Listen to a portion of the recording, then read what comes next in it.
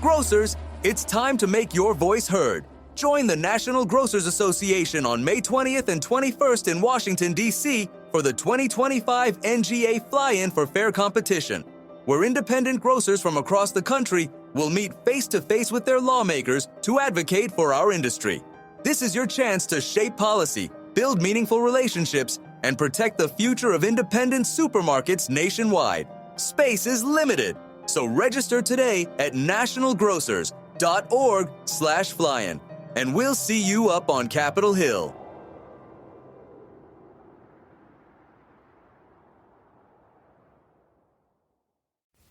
Welcome to Grocery from Her Seat, the WGA podcast offering a unique perspective as seen through the eyes of remarkable women who shape and lead in the independent grocery industry. Your host, Kristen Popp, president of WGA, will bring you exclusive stories and insights from the women serving our industry. From presidents to CEOs to entrepreneurs and students, this podcast is your source of information. Now listen, take notes, and welcome Kristen Popp. I am your host, Kristen Popp, and today I have the opportunity to chat with Sierra Brewer, currently a student at Cornell University. Welcome to Grocery from Her Seat, Sierra, and thank you so very much for sharing your time with us today. Thank you so much, Kristen. I look forward to this conversation with you. Sierra, I shared that you're currently attending Cornell, which I know you're just wrapping that up. Can you tell us about your major and also the recent position that I know you've accepted? Yeah, absolutely. I'm in my last semester at Cornell University, where I am majoring in applied economics and management with a concentration in food industry management as well as minoring in food science. And I look forward upon graduation to moving to Boston for work beginning in June. I will be the very first U.S. category manager at the Modern Milkman. The Modern Milkman was founded in the UK and is a purpose-driven company revolutionizing how people shop for groceries by combining the convenience of doorstop delivery with a commitment to sustainability and reducing single-use plastic waste. So in this role, I look forward to determining the product assortment as well as traveling throughout New England to visit farms and local businesses. That's fantastic. The first U.S.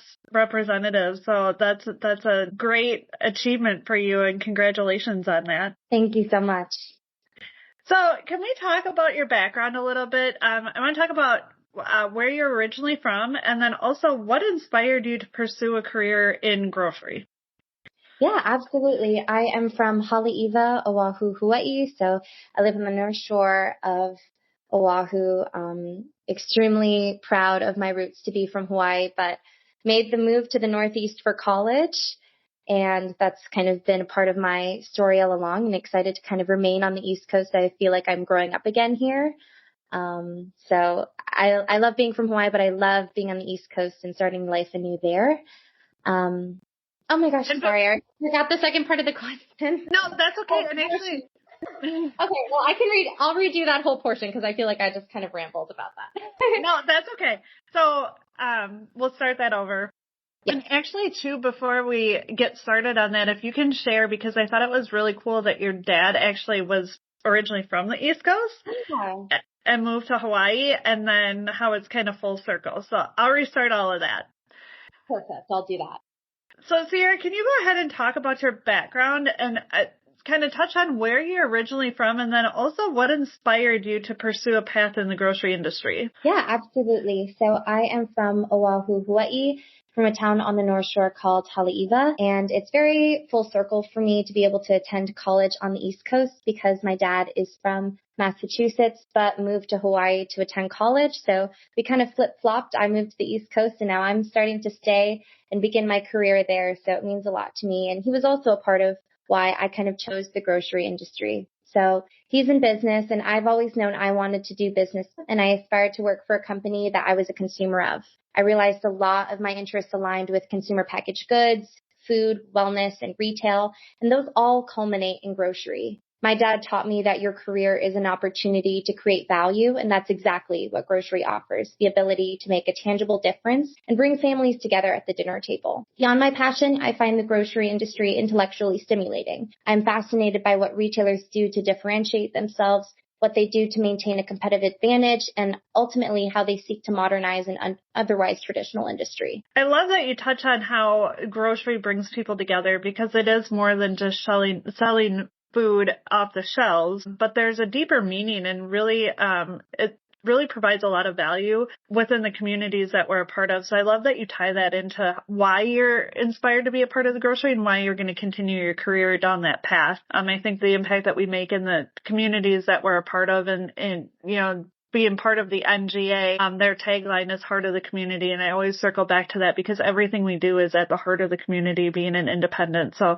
love that you tied that back into why you aspired to pursue a path in grocery. So I know, Sierra, you've had some achievements throughout your career at Cornell and a few other things. Can you talk about some of those that you're particularly proud of? Yeah, absolutely. Since my sophomore year, I set my sights working in the grocery industry. I gained experience interning on Whole Foods store brands team 2 summers in a row. The summer after my sophomore year, I was a logistics intern, and this past summer, the first sourcing and product development intern. And throughout my time in college, I've sought opportunities to prepare myself for a career in this industry. Last year, I was a part of the first ever Cornell team to win the National Grocers Association Student Case Competition in Las Vegas. I visited grocery stores and food manufacturers in New Zealand as part of Cornell's Food Marketing Fellowship and attended the International Fresh Produce Association's Produce and Floral Show in Atlanta, where I walked the expo floor with the National Category Director for Produce at Albertsons. This spring, I am contributing to Cornell research on private labels and omni-channel marketing in partnership with Nielsen IQ and the Food Industry Association, and very excitingly serving as a student and honorary board member for Women Grocers of America, which I first learned about attending the NGA show back 2 Februaries ago. We're extremely proud to have you as part of our board of directors. Something that I really take a lot of pride in is that we've been able to bring on some students to be able to be a part of such a network and really learn how boards can operate and what that looks like, so that for your future, when you're looking at board opportunities and volunteer options, that may be something that you consider, and you have that on your resume already. So love that you're a part of our team. And also I have to call out, I had the opportunity to judge that student case study competition that you were a part of and ultimately won that with your team at the NGA show. That's always such a great event at the show, and I always encourage everybody that attends to get involved in that, because the work that you guys do and the research and everything that you present is just amazing. The insights and perspectives that you guys share with the industry, and I would always love being a part of that. So great achievements that you've seen over your college career. Congratulations on that. Thank you so much, and thank you to you and the board for allowing me to be a part of it. It's a really great accomplishment, and I'm just glad to have that type of opportunity in the first place. And a trip to New Zealand to look at grocery in a different culture, I'm sure, was very eye-opening and a rewarding experience as well. I've talked to others that have been a part of international grocery and the difference from what we see and realize on a day-to-day to what other cultures realize in their grocery experience. And it's always fascinating to me. So, yes, absolutely. Oh, go ahead. No, you're fine. So can we go ahead and talk about something that's maybe not on your resume that you're proud of? An example of something that is not on my resume is from my internships at Whole Foods. Both summers we had final projects, and what I did prior, in culmination of just trying to build rapport with everyone in the office, is I left a little note on everyone's desk saying, thank you so much for having me this summer. I learned a lot, and I would love if you would come in to the final presentation so that I can just show you the work that I've been up to this summer. And I just put that little note with a little Hawaiian candy on everyone's desk. And it's just those little things that I hope to bring to a workplace to make it a little bit better and to show that I'm showing up with my full self, because this is what I'm passionate about. So yeah, I would say hopefully honing in on my interpersonal skills and showing people that I bring my identity to this type of work. Well, you say those small details. The small details matter, and having somebody on your team that goes above and beyond like that can be so impactful. So I love that you're coming into it already with that perspective and that drive and that goal of setting yourself apart and doing those small things, because they really do make a difference. I think up until now, I've just been trying to figure out navigating a career in grocery while being a traditional business student. So throughout my time in college,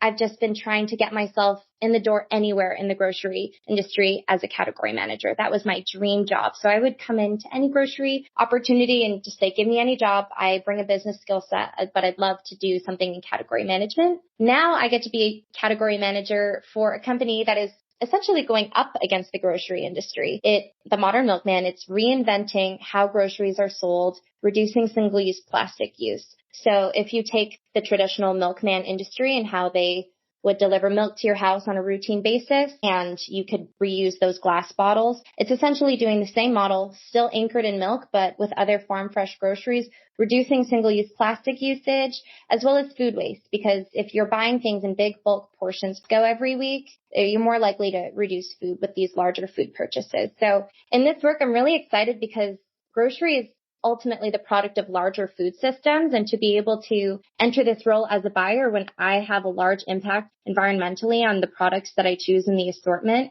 and the suppliers that I work with, to be able to enter now and really evaluate the impact of food systems and kind of determine through products, are we working with these U.S. producers who have a family business or a really unique product to sell? And how are we packaging these items? Can we use reusable packaging? Can we cut down single-use disposed plastics and packaging?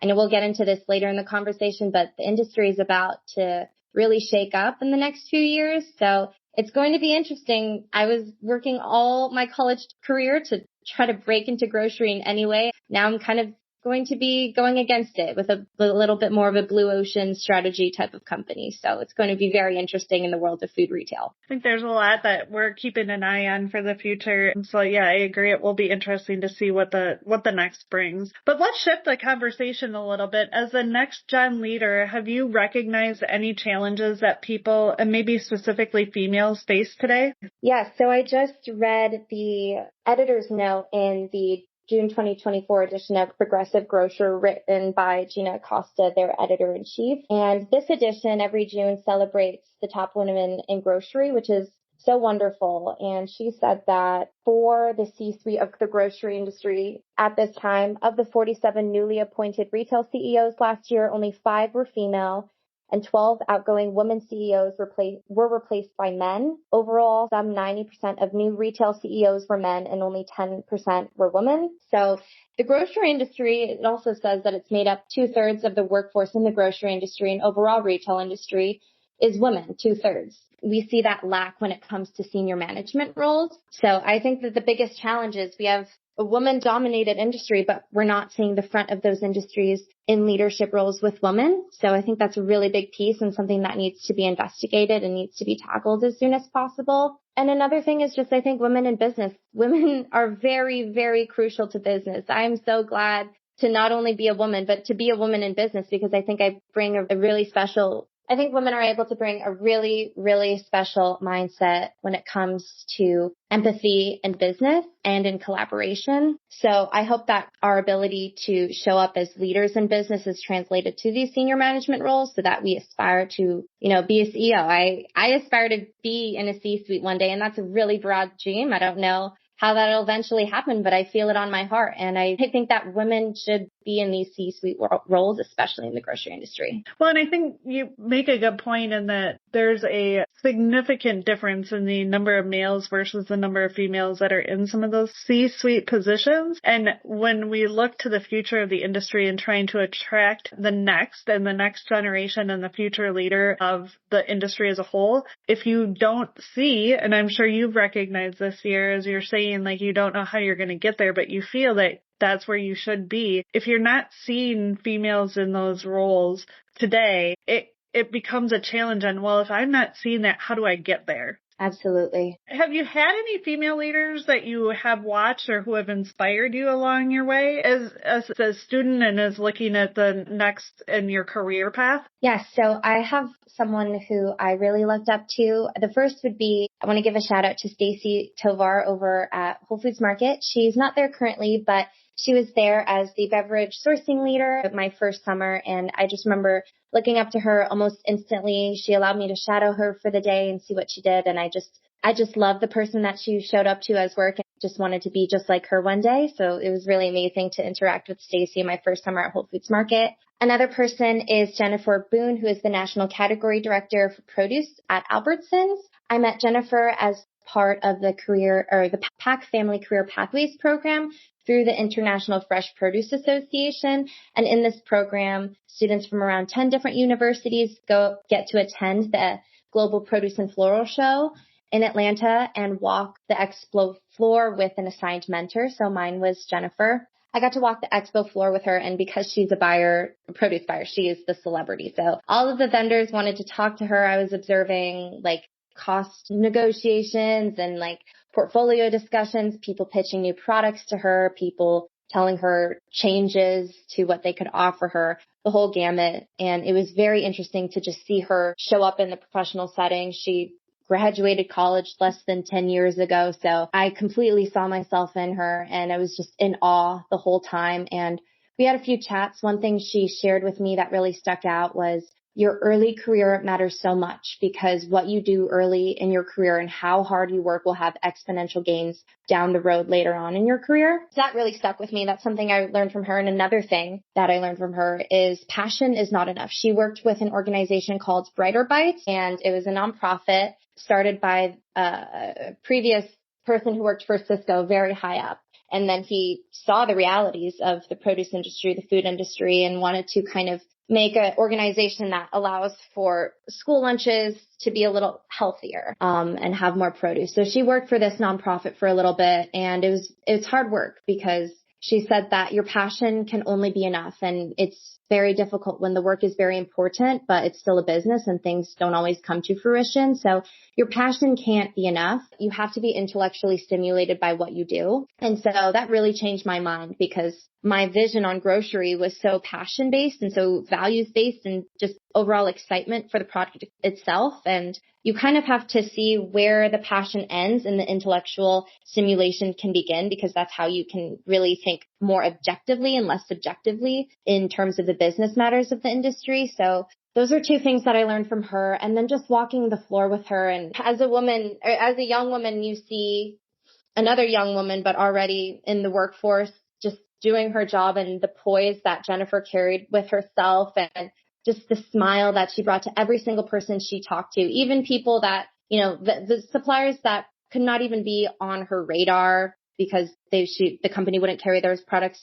She still gave them the same time and energy that she gave to beloved suppliers for the company. So it was just beautiful. But she told me, some people told me back when I was in college that, you know, that there was something different in me, and I never really understood it until, you know, I meet someone like you, and you really inspired me. And so that meant a lot to me to have someone like her say that to me. And I see the value of not only identifying people to look up to, mentors, but to have these people be women. It's a very beautiful thing. And so I look up to the women just like you, women on the WGA board who are busy with your jobs completely at your own companies, but still show up 100% to WGA and to promote programming and to ultimately help other women in other companies. We want to see each other rise up. And I think that's something very special. And it means a lot to someone like me, a young person who's about to start in the workforce that is hungry to make a difference and to see women be successful. And what a great opportunity. And you mentioned WGA and kind of somewhat what you've gained from that. But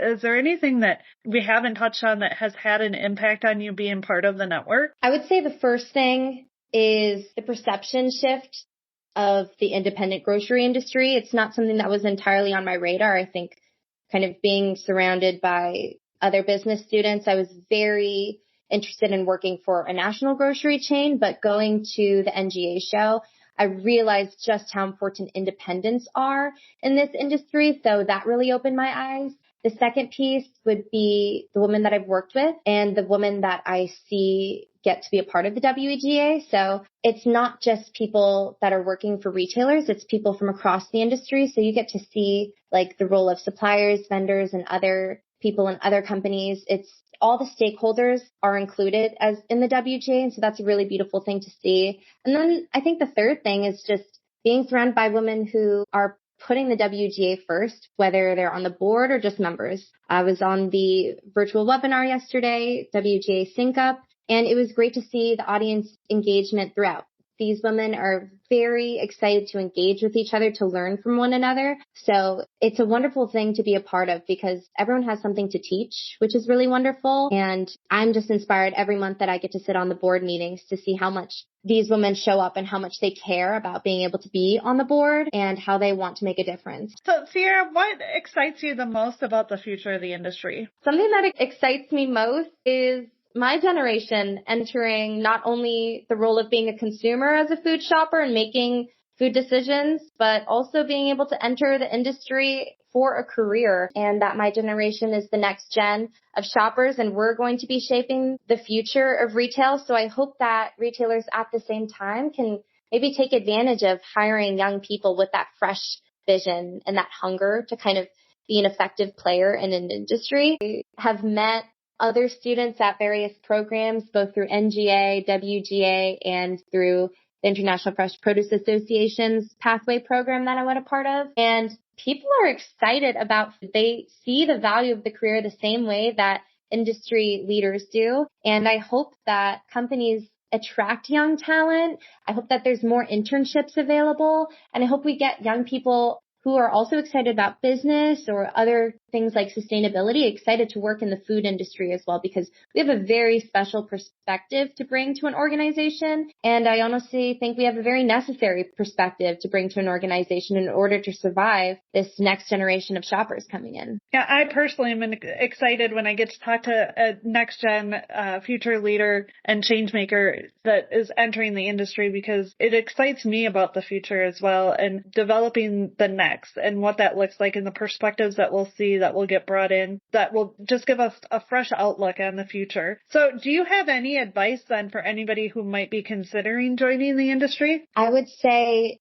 do it 100%, and it's okay if it feels like no one else is doing that. I think that was one thing I really grappled with. And I think the first person that I met that was like, I want to work in the grocery industry like myself was Jenna Krakenberger, and she was also in the NGA student case competition in my year, and she is also a student honorary board member with me, and she served in the term before me. So I think that really important thing is to determine your value proposition. I think food is very personal, and food systems are a challenge of society. So really identify why you want to work in it and what kind of values resonate with you, because you have to bring that to your work every day. And then identify any sort of opportunities to get involved and to gain exposures. I think also just identifying what you value as a consumer, I think is really important. I love talking to my friends about where they go grocery shopping, what they're cooking, be very on top of what's going on in the market. And then lastly, just jump into this industry. So one thing I did is I took up a food science minor. I think that's a great opportunity because you don't necessarily know all of the facets of grocery. And so just asking and being curious about what programs could tie into that career path there. That's great advice. So Sierra, as we like to wrap up such a wonderful conversation, I'm going to throw you a little curveball today. If you were writing a book or creating a podcast about the industry, what would the title be? I would call it Entering a New Era. The traditional grocery industry has a shelf life. I believe that real changes are coming to the grocery industry, and the next 2 years will be a sink or swim. It is important now more than ever for all types of retailers to determine their competitive edge and value proposition. I'm thinking of the grocery industry like a bubble that is about to pop. And so let's start with 4 reasons for that. The first, most obvious, is continued economic pressure on consumers. Contributing factors include new tariffs on imports from countries like China, Mexico, and Canada. So inflation, wage stagnation, and high interest rates.